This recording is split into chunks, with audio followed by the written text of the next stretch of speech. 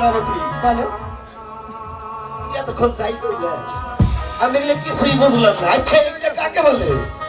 এটা কাকে বলে তোমাকে বুঝিয়ে দেব।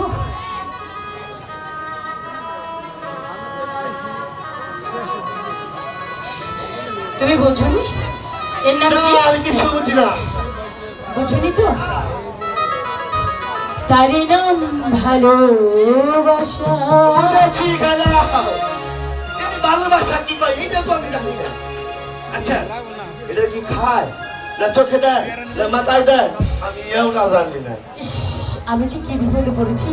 এমন একটা মানুষকে ভালোবেসেছি যে ভালোবাসা খায় না, মাথায় দেয় না, শরীরে থাকে না। আরে তুমি তো আমাকে বুঝাবে তাছাড়া তুমি বুঝবে। আচ্ছা এটা কেমন করে হয়? কেমন করে বুঝবে? আমি তোমাকে দেখাচ্ছি। এই আমার চোখের দিকে তাকাও। চন্দ্রদেবী হ্যাঁ বলো। আমি কিছুই বুঝলাম না। খালি তুমি যখন আমার ঘরে ধরলে আমার খালি শরীরটা একটু গরম হইল আর কিছুই না। তাহলে তুমি বুঝিয়ে দাও। আমি বুঝি যেহেতু তোমার শরীর গরম হয়েছে। হ্যাঁ, এই তাহলে বুঝো কেমন করে ভালোবাসা হয়। তুমি আমার চোখে দেখে ঠিক আছে। এই কে বলে জানো না। এবার দেখি আমার যে ভালো জানে। ঠিক আছে শোনো বলো। অনেক সময় হয়েছে তবে একটি কথা আমি মেয়ে মানুষদের বিশ্বাস করি না। কেন? তুমি যে এখন আমাকে ভালোবাসতেছো ভালোবাসো হ্যাঁ। আমি বিশ্বাস করবো কেমন করে যখন তোমার ভালো ছেলের সঙ্গে ভালো করে বিয়ে হয়ে যাবে তখন তো আমাকে ভুলে যাবে। তখন কি করবে? হ্যাঁ, তোমার যে ভালো কেউ আছে আর এই পৃথিবীতে আমি তোমার চেয়ে ভালো কাউকে বাসবো না। কাউকে বাসো না? না। সত্যি বলেছো তো? সত্যি সত্যি সত্যি সত্যি সত্যি। আমার ছিয়া পৌঁছে দিই। আশ্চর্য, এই যে তোমাকে ছুঁয়ে বলছি। হ্যাঁ? শোনো, হ্যাঁ? আমি যেখানেই যাই যেভাবে থাকি সেইখানে আমি তোমাকে সঙ্গে সঙ্গে নিয়ে যাব। কেমন করে? আরে তো হ্যাঁ বোকা, আমার একটি সিন্ধুক আছে ছোটবেলার। হ্যাঁ সেখানে আমি আর তুমি দুজনেই ঢুকতে পারবো, বেরও হতে পারবো। সেইখানে আমি তোমাকে ঢুকিয়ে রাখবো। শোনো তুমি থাকলে আমি ঠিকই ঢুকতে পারবো কিন্তু তোমার ছাড়া আমার একা একা ভালো লাগতো না। শোনো, পাগলের মতন কথা বলো না। তুমি ওখানে থাকবে আর আমার যখন প্রয়োজন হবে তোমাকে আমি ডেকে নেব। আচ্ছা তোমার যখন প্রয়োজন হবে তখন তুমি বের করবে, যখন আমার আগামোটায় ধরবো তখন আমি কি করবো? শোনো শোনো, ওটা আমাদের মানে দরজাও আছে জানালাও আছে, তোমার যা করা লাগবে করতে পারবে, সমস্যা নেই। হ্যাঁ শোনো তাই যদি হয়ে থাকে তাহলে আমি তোমার সঙ্গে কথা দিলাম আজ থেকে আমি তোমাকে আমার হৃদয়ে মাঝে স্থান দিয়েছি। ঠিক আছে। জানো জানো তোমাকে আমি কতটুকু ভালোবাসি। কতটুকু ভালোবাসো? তাহলে অবশ্যই। শোনো আমার বুকে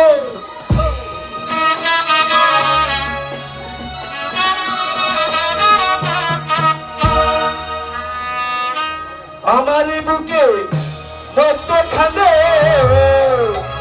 এই শুনো কি? মন যে কানের হৃদয় শেখালে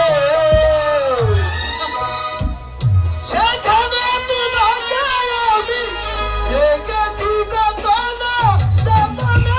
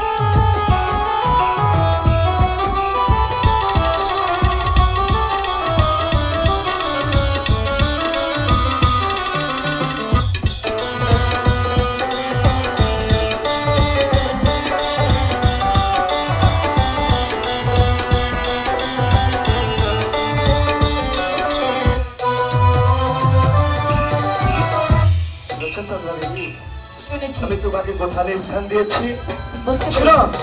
অনেক সময় হয়েছে তাই তো এবার চলো না আমরা চলে যাই কি কথা বলো। আবার কখন তোমার সঙ্গে এখানে দেখা হবে তোমার সঙ্গে আমার দেখা হবে আমার সৈন্য সবার পরে।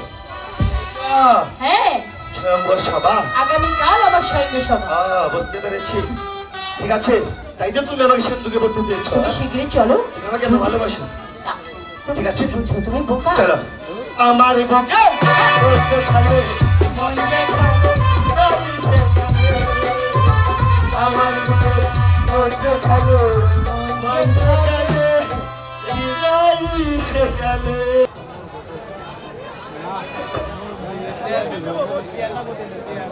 বাবা বাগানে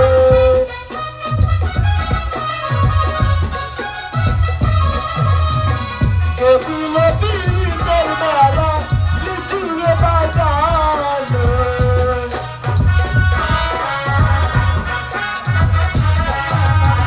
লিচুর বাগানে সৈব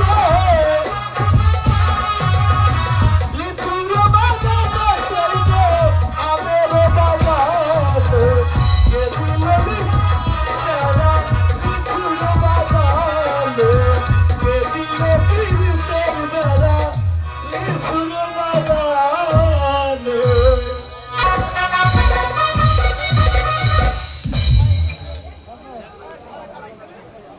মন্ত্রী জঙ্গ বাহাদুর মহারাজ এদিকে আমার মনটা প্রাণ ভীষণ বিচলিত হচ্ছে। এক দিকে প্রজাদের কথা আর এক দিকে রানী রাজ লক্ষ্মীকে দেওয়া কথা আমি তো ভেবে কিচ্ছু পাচ্ছি না। মহারাজ আমি বলছিলাম কি আপনি শেষবারের মতো একবার ভেবে দেখুন। মন্ত্রী জঙ্গ বাহাদুর আমি অনেকে ভেবে দেখেছি আমার এ বুকে যে ধাও ধাও করে আগুন জ্বলছে আমি যে রানী রাজ লক্ষ্মীর সাথে প্রতিজ্ঞা করেছি জীবন আমি আর কখনো দ্বিতীয় নারী গ্রহণ করবো না কিন্তু মহারাজ একদিক থেকে আমার পর্যাদের চাপাতে হয় আরেক দিকে রানী রাজ লক্ষ্মীকে কথা দিয়েছি আরেক দিকে আমি যদি দ্বিতীয় নারী গ্রহণ করি তাহলে মাতৃহারা আপন আর দোলাল ওরা পাবে ওদের মাকে ফিরে হ্যাঁ আমিও তো তাই বলছি মহারাজ আপনি আপনি প্রজাদের মঙ্গলার্থে এবং আপনার আপনার দুলালের জন্য আপনি দ্বিতীয় দ্বার গ্রহণ করুন মহারাজ। আপনার কি মনে আছে মহারাজ আপনি যে ওই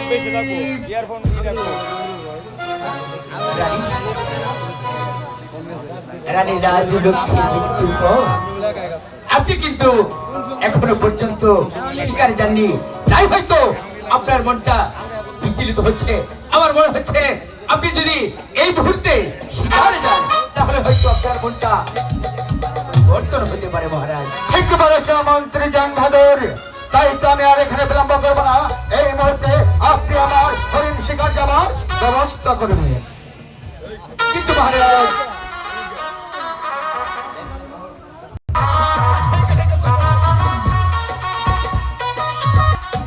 শিকারে গেলে এই রাজ্যভার একজনের হাতে কিছুদিনের জন্য অর্পণ করে যাওয়ার দরকার। মন্ত্রী জং বাহাদুর আমি শিকারে যে কয়েকদিনের ভ্রমণ করব সেই কয়েকদিনের জন্য বীর কাসেম এই রাজ্যের ধারবায়ু গ্রহণ করবে। কোথায় বীর কাসেম? মহারাজের যাই হোক আদেশ করুন মহারাজ বীর কাসেম বলুন মহারাজ আমার মনটা ভীষণ ভালো যাচ্ছে না তাই তো আমি মন মনে স্থির করেছি আমি কয়েকদিনের জন্য চলে যাব হরিণ শিকার করতে। আমার বর্তমানে আপনি ওই কয়েকদিন রাজ্য পরিচালনা করবেন। মহারাজ আপনি শিকারে যাবেন ভালো কথা কিন্তু আপনার সঙ্গে কে যাবে আর আমি কি পারবো আপনার দায়িত্ব আমি পালন করতে মহারাজ বীর কাসেম মহারাজ আমার সঙ্গে যাবে মন্ত্রী জং বাহাদুর। জং বাহাদুর হ্যাঁ মহারাজ আমি যে কিছুই বুঝতে পারছি না মহারাজ, হঠাৎ করে শিকারের কথা বলছেন কেন? আমি যে কিছুই বুঝতে পারছি না। আমার মনে হচ্ছে মন্ত্রী জং বাহাদুর একটি চালে চলেছে, সেই চালে আপনি আপনি ঘুরিয়ে পড়বেন মহারাজ। মন্ত্রী জং বাহাদুর, এটা নাট্যশালা নয়, এটা রাজ দরবার। বীর কাসেম, বলুন মহারাজ। তুমি হয়েছে আমার প্রধান শিক্ষকশালা, দায়িত্ব এই রাজ্যের ড্রাইভার তুমি গ্রহণ করতে পারবে। আমার বর্তমানে আমি যে কয়দিন কিনা শিকারে ভ্রমণ করবো, সেই কয়দিন আপনি নিজে এই রাজ্য পরিচালনা করবেন। মহারাজ, আপনার আদেশ কোনোদিন অমান্য করিনি। তার কারণ সেদিন আপনার চাকরি আমি নিয়েছি, সেদিন হতে প্রতিজ্ঞা করেছি আপনি যে সময় যে আদেশ করবেন সেই আদেশ আমি মাথা পেতে নেব। তাই আপনার আদেশ আমি অক্ষর অক্ষরে পালন করবো। বিদায় মহারাজ, বিদায়। কিন্তু মহারাজ, আমি যাবার পূর্বে একটি কথা বলে যাচ্ছি। শিখ মন্ত্রী জং বাহাদুর, মন্ত্রী জং বাহাদুর, আপনি মহারাজকে শিকারে নিয়ে যাচ্ছেন, বেশ ভালো কথা। শিকারে নিয়ে যদি কোনো ছলনার চেষ্টা করুন, তাহলে আমি কিছুতেই তোমাকে ক্ষমা করবো না। আমি তোমাকে এই দুনিয়ার মুখ থেকে চির বিদায় করে দেব। আর যদি মহারাজকে সেই সম্মানে রাজ্যে ফিরিয়ে নিয়ে আসো, তাহলে আমি তোমাকে দেব পুষ্পাঞ্জলি। আর তুমি দ্বিতীয়বার গ্রহণ করো, তাহলে তোমাকে দেব একটি সুন্দর মালা। এবার এবার আমাদের রাস্তা একেবারে পরিষ্কার হয়েছে মহারাজ। চলুন এই মুহূর্তে আমরা শিকারে যাত্রা করব। ঠিক আছে মন্ত্রী জং বাহাদুর, তাহলে এখানে আর বিলম্ব না করে এই মুহূর্তে চলো আমরা হরিণ শিকারে রওনা হয়ে যাই। তাই চলুন মহারাজ, তাই চলুন। এই তো স্বয়ম্বর, স্বয়ম্বরী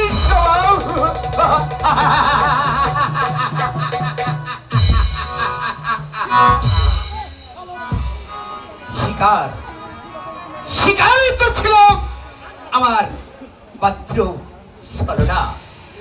এমনি এমনি ভাবে আমি মহারাজকে নিয়ে যাবো, মহারাজকে নিয়ে যাবো সেই সম্বরের সবাই। সেখানে থেকে যেমনি বড় করে হোগি ওই সম্বরের সবাই চন্দ্রাবতীর হাতের বড় বলল মহারাজের গলে দিয়ে আমি তারপরে চন্দ্রাবতীকে নিয়ে আসবো এই প্রাসাদে। তারপরে একটু একটু করে চন্দ্রাবতীকে দিয়ে আমি মহারাজকে পাগলে করে তুলবো, পাগলে করে তুলে আমি তাকে এই প্রাসাদ থেকে বিতাড়িত করে আমি বসবো এই মসনদে।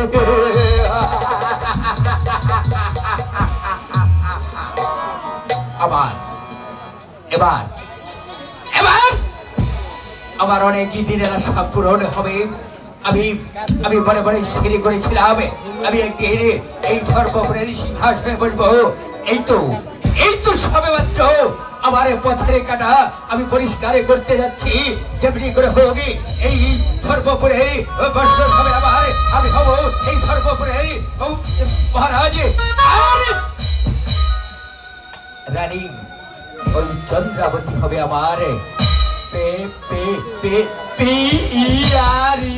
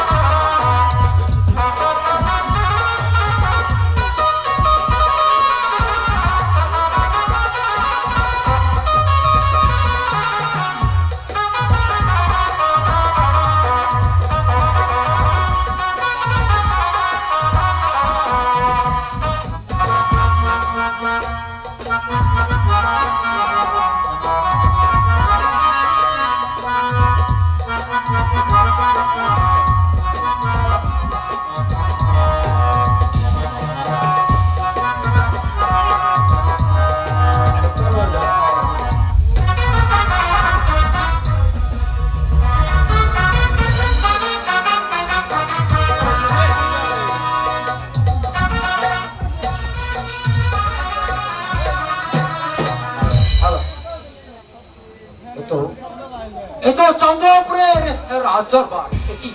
এ কি সুন্দর! তাহলে কি চন্দ্রা দেবী আর কেউ সুন্দর? আমি চাই শুধু চন্দ্রা দেবীকে। এটা কি চন্দ্রা দেবীর রাজপ্রাসাদ? আমি আমি এই রাজপ্রাসাদের সম্মান সবাই আসনে গ্রহণে করব যদি চন্দ্রা দেবী আমার গলায় মালা পরিয়ে দেয়, তাহলে আমি আমার জীবন একেবারে ধন্য।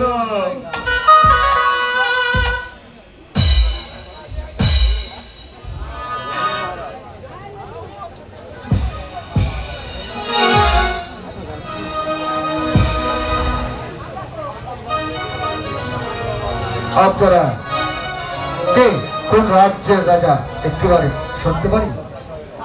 আমি হলাম চন্দ্রপুরের রাজদরবার। আমি হলাম এই রূপের নগরের রূপকুমার।